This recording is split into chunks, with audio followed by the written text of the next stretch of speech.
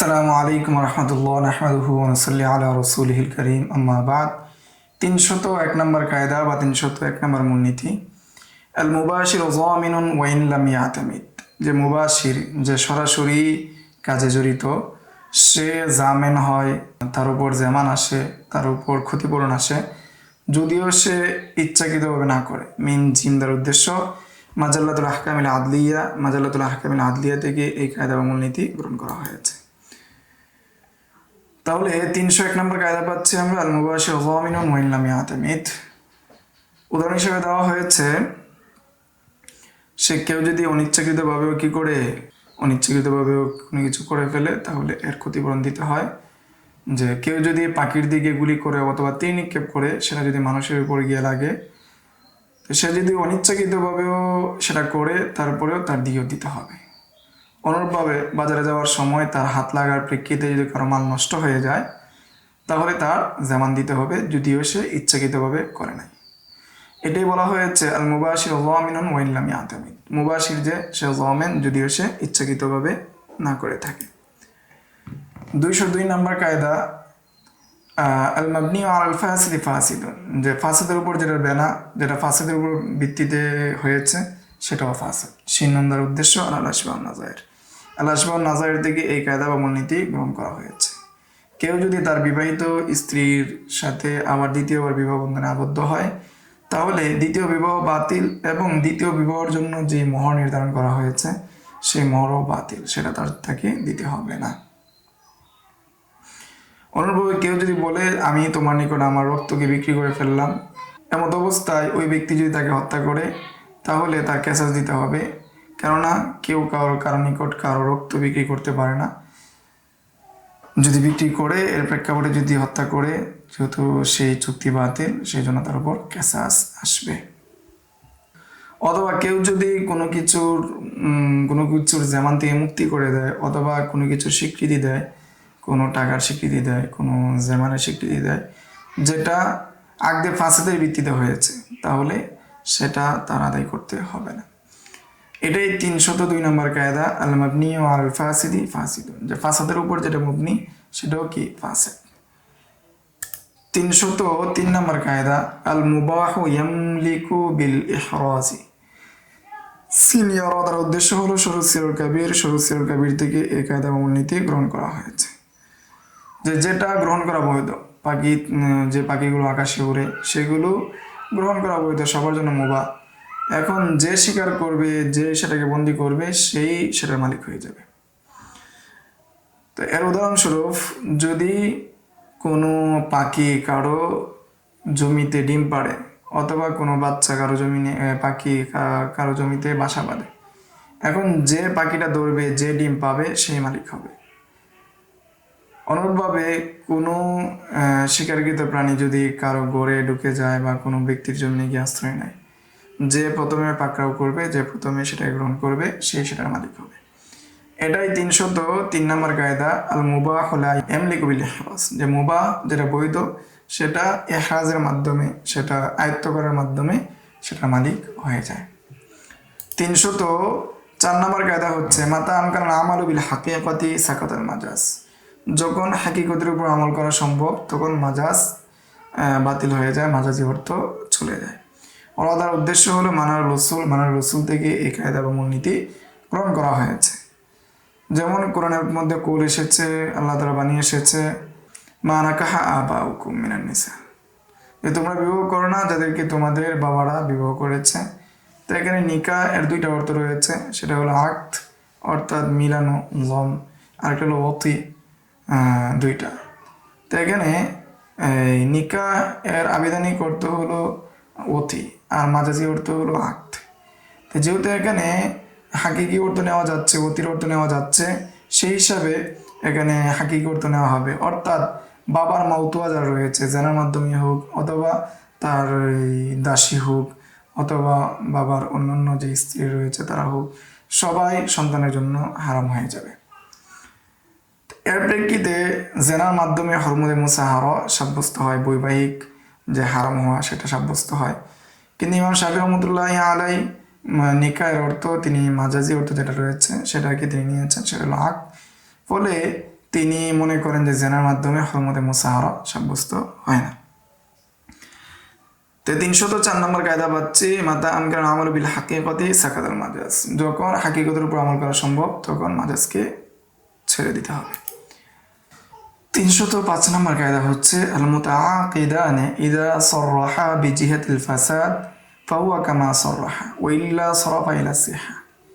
যখন দুইজন চুক্তিকারী ক্রেতা এবং বিক্রেতা সুস্পষ্টভাবে ফাসাদের কথা বলবে, ফাসাদের বিষয়টা উল্লেখ করবে, তখন সেটা ফাসাদ হিসেবে গণ্য হবে, অন্যথায় সেটাকে সিহতের দিকে বিবেচনা করা হবে। কাফরওয়া দ্বারা উদ্দেশ্য হলো উসুলুল কারখি। উসুলুল কারখি থেকে এই কায়দা বা মূলনীতি গ্রহণ করা হয়েছে। এর উদাহরণ হিসাবে কেউ যদি রূপার টুকরা যার ওজন হলো 10 দিরহাম এবং কাপড় বিক্রি করে 10 দিরহামে, 10 দিরহাম না আশাওয়া ওয়াসাউবান কিমাতুহু আশাওয়া, এবং কাপড় যদি বিক্রি করে যার মূল্য কি 10, তাহলে রূপার টুকরো, রূপার জমাট কোনো টুকরো এবং কাপড় প্রত্যেকটার মূল্য হলো 10 দিরহাম। সে যদি বিক্রি করে 20 দিরহামের বিনিময়ে, এবং তারা যদি উভয়জন সুস্পষ্টভাবে বলে যে এখানে যে 10 দিরহাম যেটা রয়েছে সেটা মুআজ্জালাতান ইলা শাহরিন, যে এখানে 10 দিরহাম যেটা রয়েছে সেটা কি 1 মাস পর্যন্ত কি বাকিতে হবে, তাহলে এই বিক্রয় বিশুদ্ধ বলে গণ্য হবে। যেহেতু 10 দিরহামের বিনিময়ে যার ওজন কি 10 দিরহাম এরূপ রূপার বিনিময়ে বাকিতে বিক্রয় করা বৈধ নয়, সেই হিসাবে এর বিপরীত দিকে চিন্তা করে সেই বিক্রয়টা বৈধ বলে গণ্য হবে। এখন যদি ক্রেতা বিক্রেতা উভয়জন সুস্পষ্টভাবে বলে যে এখানে কাপড়ের বিনিময়ে যেটা হচ্ছে সেটা কি নগদে হচ্ছে, আর রূপার বিনিময়ে যেটা হচ্ছে সেটা বাকিতে হচ্ছে, তাহলে সেটা ফাসাদ বলে গণ্য হবে। আবার যদি এটাও সুস্পষ্ট বলে রূপার বিনিময়ে যেটা হচ্ছে সেটা নগদে হচ্ছে, আর কাপড়ের বিনিময়ে যেটা হচ্ছে সেটা বাকিতে হচ্ছে, তাহলে বিশুদ্ধ হয়ে যাবে। আর যদি ফাসাদের কথা সুস্পষ্টভাবে বলে ফেলে, অর্থাৎ রূপার বিনিময়ে যেটা হচ্ছে সেটা বাকিতে, তাহলে বিশুদ্ধ হবে না, ফাসাদ হিসেবে গণ্য হবে। এটাই হলো 305 নম্বর কায়দা, আল মুতাআকিদান ইযা সাররাহা বিজিহাতিল ফাসাদি ফাহুয়া কামা সাররাহা ওয়া ইল্লা সারাফা ইলা সিহা। যখন মুতাআকিদাইন দুইজন চুক্তিকারী সুস্পষ্টভাবে বলবে, ফাসাদের দিকটাকে উল্লেখ করবে, তখন ফাসাদ হিসেবে গণ্য হবে, অন্যথায় সেটাকে সিহতের দিকে রুজু করা হবে। 306 নম্বর কায়দা, আল মুতায়াক্কিনু লা ইয়াতাবাদদালু ইল্লা বিমিসলি। যেটার বিষয় কি ইয়াকিনি, সেটা অনুরূপ আরেকটি ইয়াকিনির বিষয়ের মাধ্যমে কি হবে না, বাতিল হবে না। কায়দা গ্রহণ করা হয়েছে শুরুত সিয়ারুল কাবির থেকে। উদাহরণ হিসেবে বলা হয়েছে কোনো বাঘ যদি কোনো বকরির উপর আক্রমণ করে এবং এমত অবস্থায় সেটা যদি নাড়াচাড়া করে এই অবস্থায় যদি সেটাকে জবাই করে ফেলে, তাহলে সেটাকে খাওয়া বৈধ হবে না। আর যদি আক্রমণ করার পরে সেটা যদি 1-2 দিন বেঁচে থাকে তারপর যদি জবাই করে, তাহলে খাওয়া বৈধ হবে। কেননা বাঘ যখন আক্রমণ করেছিল তখন তার মরাটা নিশ্চিত হওয়া গিয়েছিল। তো যেহেতু মরাটা নিশ্চিত, সেই হিসাবে অনুরূপ আরেকটা নিশ্চিত বিষয় ব্যতীত সেটাকে খাওয়া বৈধ হবে না। আর যদি দেখা যায় যে না সেটা বেঁচে ছিল 2 দিন তারপর জবাই করা হয়েছে, তখন বৈধ, কেননা এটা নিশ্চিত ছিল সেটা কি বেঁচে ছিল। এই জন্য তার অনুরূপ আরেকটা বিষয় যদি না আসে তাহলে সেই জিনিসটাকে দূর করবে না। 307 নম্বর কায়দা মূলনীতি হচ্ছে আল মুতাসাব্বিবু লা ইউজমানু ইল্লা বিতাআম্মুদি। মুতাসাব্বিব, যে যার কারণে কারো ক্ষতি হয়েছে, তার কোনো জরিমানা আসবে না একমাত্র ইচ্ছাকৃত ব্যতীত। মিম জিম দ্বারা উদ্দেশ্য মাদাল্লাতুল আহকামিল আদলিয়া। কেউ যদি কোনো জিনিসের কি করে কোনো জিনিস ক্ষতি হওয়ার কারণ হয়, অথবা সে যদি আদেশ করে কোনো জিনিসকে ধ্বংস করে ফেলতে, তাহলে যে আদেশ করেছে তার উপর যেমন আসবে না। তবে সে যদি ইচ্ছাকৃতভাবে করে তাহলে সেটা হবে। উদাহরণ হিসাবে কেউ যদি কারো প্রাণীকে ভয় দেখায়, এই ভয়ের কারণে যদি প্রাণীটা হারিয়ে যায়, তাহলে ইচ্ছাকৃতভাবে যদি ভয় দেখায় আর এই কারণে যদি প্রাণীটা হারিয়ে যায়, তাহলে তার যেমন আসবে। এখন যদি কারো কোনো কর্মের মাধ্যমে কারো প্রাণী যদি ভয় পায় এবং এটার কারণে যদি হারিয়ে যায়, তাহলে এটার কারণে তার উপর যেমন আসবে না। তবে এখানে আমরা আরেকটা পড়েছি যে মুবাশির কি হয়, জমিন হয়, মুতাসাব্বিব কি হয় না, জমিন হয় না। সেটা আমাদের জামানা পরিবর্তনের কারণে ভিন্ন হয়ে গিয়েছে। কেউ যদি হত্যার আদেশ করে, যে হত্যার আদেশ করবে তার বিচার হবে যে হত্যা করেছে তার মতোই। এরপরে আমরা দেখি 308 নম্বর কায়দা, আল মাজাজ আউলা মিনাল ইশতিরাক, যে কোনো শব্দের যদি মুশতারাক হওয়ার সম্ভাবনা রয়েছে, মাজাজ হওয়ার সম্ভাবনা রয়েছে, সেই জায়গার মধ্যে মুশতারাক থেকে মাজাজ অর্থ নেওয়াটা উত্তম হবে। মিন্দার উদ্দেশ্য মুসাল্লামুস সুবুত, মুসাল্লামুস সুবুত থেকে এই কায়দা ও মূলনীতি গ্রহণ করা হয়েছে। উদাহরণ হিসেবে বলা হয়েছে ইন্নাল্লাহা ওয়া মালাইকাতাহু ইউসাল্লুনা আলান নবী। তো এখানে ইউসাল্লুনা আলান নবী সলাত যে শব্দটা রয়েছে, এই সলাত শব্দটা লফজে মুশতারক। কেননা সলাতটা যদি আল্লাহ তাআলার দিকে হয় তাহলে সেটা রহমত হয়, বান্দার দিকে হইলে ইস্তেগফার হয়। ফলে এখানে মুশতারকের অর্থ ব্যতীত যদি আমরা এখানে মাজাজ নেই, যেটা হানাফিদের নিকট, সেটা হলো ইয়াতিনা, গুরুত্ব দেওয়া, অর্থাৎ তার শানে শান গুরুত্ব দেওয়া, ইয়াতিনা বিশানি, তাহলে সেটা ব্যাপকভাবে কী করবে, অন্তর্ভুক্ত করবে, মাজাজ হিসাবে ব্যাপকভাবে অন্তর্ভুক্ত করবে। ফলে যখন সেটা আল্লাহ তাআলা এবং ফেরেশতা উভয়ের ক্ষেত্রে যখন আমরা এখানে তার শানে শান অনুযায়ী গুরুত্ব নেওয়ার অর্থ নিব, তখন এটার উদ্দেশ্য হবে যে ইয়া আইয়ুহাল্লাযীনা আমানু ইয়াতানু আইয়ামান বিশানি, যে রাসূল সাল্লাল্লাহু আলাইহি ওয়াসাল্লামের শান অনুযায়ী, মর্যাদা অনুযায়ী তোমরা কী করো, তার মর্যাদাকে অধিষ্ঠিত করো। তো এখানে যদি আল্লাহ তাআলার দিকে হয় এই ইয়াতিনাটা সেটা রহমত হিসেবে হবে, এবং ফেরেশতার দিকে যদি হয় সেটা ইস্তেগফার হিসেবে হবে, মুমিনদের দিকে যদি হয় সেটা দোয়া হিসেবে বিবেচিত হবে।